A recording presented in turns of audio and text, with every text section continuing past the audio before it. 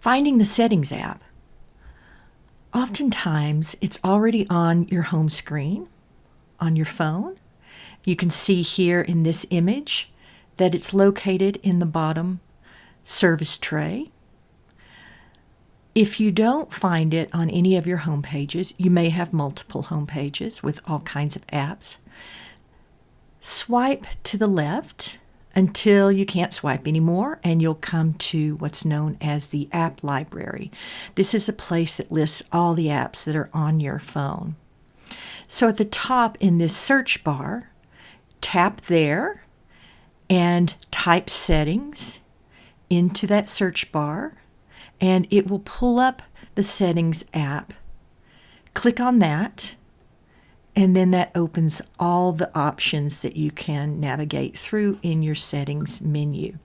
You may have to swipe down to find what you're looking for.